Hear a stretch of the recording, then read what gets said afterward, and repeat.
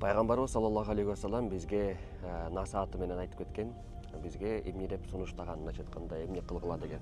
Бул Аллах Таала үчүн эң сүйүктүү пенделердин бири адамдардын арасында бул адамдарга пайдалуу болгон. Буйруса, мынакей биз азыр Мекке шаарындабыз.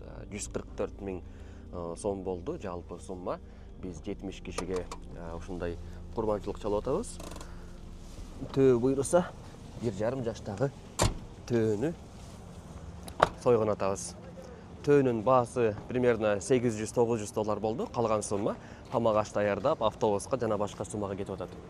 Буйруса, мынакей бул байкеден сатып алдык.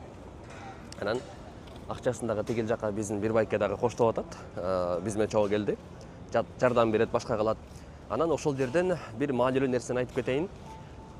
Биз канчалык колубуз ачык болуп, канчалык берешендүүлүк менен бир жакшылык иштерден көп кыла турган болсок, ошол нерсе бизге 10 эселеп, 700 эселеп кайтып келет экендигине шек күмөн жок. Шек күмөн жок, чынында. Мынакей азыр могул жактан караңыздар. Бизде гисар кочкорлору, койлору деп сатылат го. Бул жакта караңыздар, мындай куйруктуу экен. Мынакей куйруктуу болуп турат. Мен негизи дүйнөнү көп кыдырам, саякаттайм, бирок дал ушул Мекке шаары өзгөчө шаар. Анткени бул жакта Харам территориясында союлган курмандык болсун, жакшылык иши болсун 100 миң эсеге бааланат да. Бул нерсе жашоонун бир чексиз болгон сооп булагын таап алгандай эле.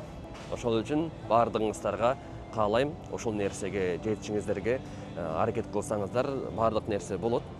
Бул нерсени мен мисалы үчүн бир эле сөз менен олтуруп алып, үйдүн бөлмөсүнө бурчунда ондай кылгыла, тигиндей кылгыла дебестен, өзүмдүн примерим менен, жашоомдогу болгон үлгү менен көрсөтөйүн деп турам. Себеби дегенде бул нерсени мен видеого тартып койсом, кийин буйруса бала чакам көрөт, неберем көрөт турабы.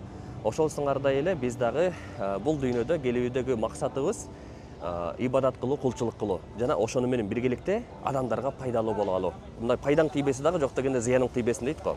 Бирок биз же пайдага жок, же зыянга жок болуп, жөн гана отургандын не кереги бар турабы? Ушундай бир техника заман өнүккөн убакыттабыз.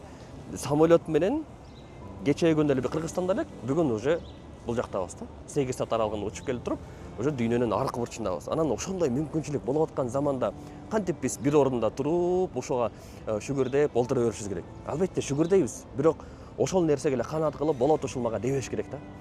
Кетиш керек, саякатташ керек. Анткени жер бетин кыдыруу бул дагы жакшы иштердин бири. Анткени кайсыл жака барсаңыз дагы, кайсыл жерден ибадат кылсаңыз дагы, ошол жер сизге кийин күбө болуп берет, ошол жер сизге далел болуп берет. Андыктан жакшылык иштерди жайылтайлы жана бири-бирибизди колдойлу.